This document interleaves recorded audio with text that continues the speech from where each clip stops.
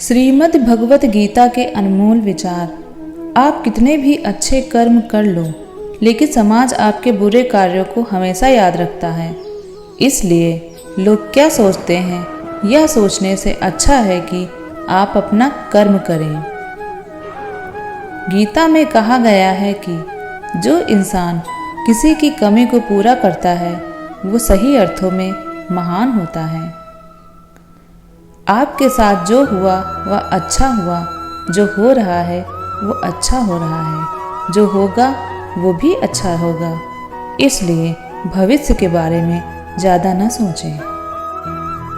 यदि कोई व्यक्ति विश्वास के साथ इच्छित वस्तु को लेकर नित्य देखता है, तो वह चाहे वह बन सकता है। किसी का अच्छा ना कर सको तो बुरा भी मत करना, क्योंकि दुनिया कमज़ोर है, लेकिन दुनिया बनाने वाला नहीं। भगवान श्री कृष्ण ने अर्जुन से कहा, तुम रोते क्यों हो? भगवान श्री कृष्ण ने कहा है कि ना तो यह शरीर का आकर्षण है और ना ही तुम इस शरीर के मालिक हो। यह शरीर 5 तत्वों से बना है, आग, जल, वायु, पृथ्वी और आकाश। एक दिन यह शरीर 5 तत्वों में विलीन हो जाएगा। ऐसा कुछ भी नहीं है, चेतन या अचेतन, जो मेरे बिना अस्तित्व में रह सकता। परिवर्तन ही इस संपूर्ण संसार का नियम है। इसलिए किसी व्यक्ति को कभी अपने वर्तमान पर घमंड नहीं करना चाहिए। जिसका जन्म हुआ है उसकी मृत्यु निश्चित है, और मृत्यु के परिवर्तक भी निश्चित हैं। मनुष्य का संपूर्ण शरीर 5 तत्वों से मिलकर बना है। यह बात सत्य है। व्यक्ति को आप हमेशा ईश्वर को समर्पित कर देते हैं, उसी समय वह दुखों, चिंता और चंचलता से मुक्त रह सकता है। प्रत्येक बुद्धिमान व्यक्ति को क्रोध और लोभ त्याग देना चाहिए, क्योंकि इससे आत्मा का पतन हो जाता है। बुद्धिमान व्यक्ति कभी भी उच्च सुख में आनंद लेते हैं, वह सदैव मोक्ष की प्राप्ति में रहते हैं। वह जो सभी इच्छाएं त्याग देता है, उसे शांति की होती है।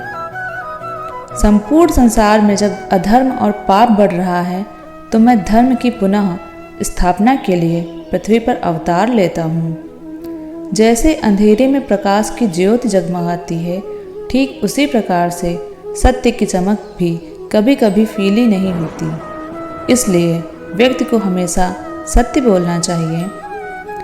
जो व्यक्ति मृत्यु के दौरान मेरा नाम लेता है, वह सदा मेरा ही धाम प्राप्त करता है, इसमें कोई शक नहीं है। जिस प्रकार के प्राकृतिक मौसम में परिवर्तन होता है, ठीक उसी प्रकार से जीवन में सुख दुख रहता है, वह कभी नहीं रहते। इस जिंदगी में ना कुछ खोता है, ना दोस्ती होती है। जो लोग परमात्मा को पाना चाहते हैं, वह ब्रह्मचर्य का पालन करते हैं।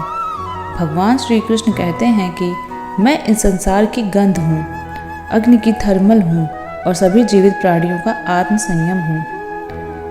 कर्म करो, फल की चिंता मत करो। जो व्यक्ति मैं और मेरा आदि की भावना से मुक्त हो जाता है, उसे जीवन में शांति की प्राप्ति होती है। आत्मज्ञान की तलवार से काटकर अपने हृदय के अज्ञान के संशय को अलग कर दो। अनुस्वतः नहीं उठो और कार्य करो। जीवन में कभी क्रोध या क्रोध ना करें, यह आपके जीवन को ध्वंस कर देगा। भगवान श्री कृष्ण ने अर्जुन से कहा, हे पार्थ, मैं और अपने कर्तव्य को चमकाने के लिए धरती पर कई अवतार लिए हैं, लेकिन मुझे याद है और नहीं। वासना, क्रोध और लालच नरक के 3 दरवाजे हैं। जो मनुष्य जिस देवता की आस्था के साथ भक्ति करता है, मैं उस व्यक्ति की उसी देवता को ऊंचा करता हूँ। सभी काम छोड़कर बस भगवान में पूर्ण रूप से समर्पित हो जाओ, मैं आप सभी को पापों से मुक्त कर दूंगा।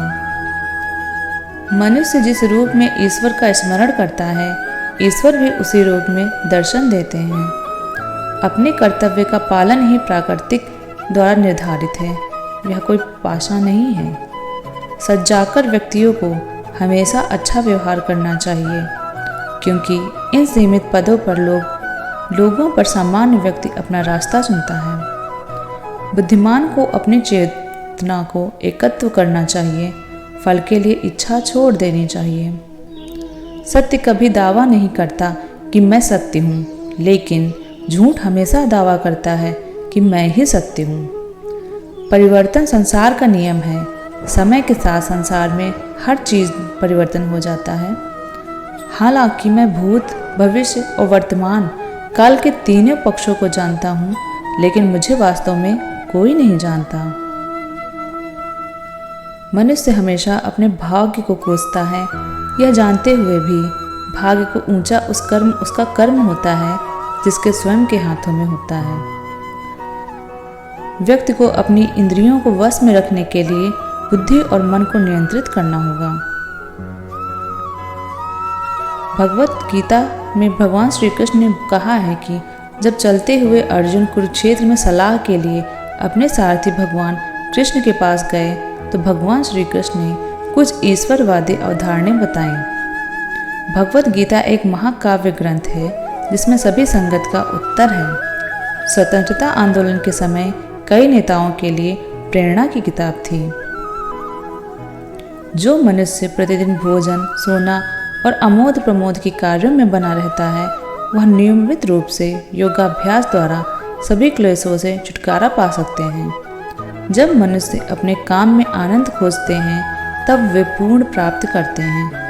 श्री भगवद गीता का मुख्य उद्देश्य मानव कल्याण करना है, इसलिए हर इंसान को हमेशा मानव कल्याण की तरह रहना चाहिए।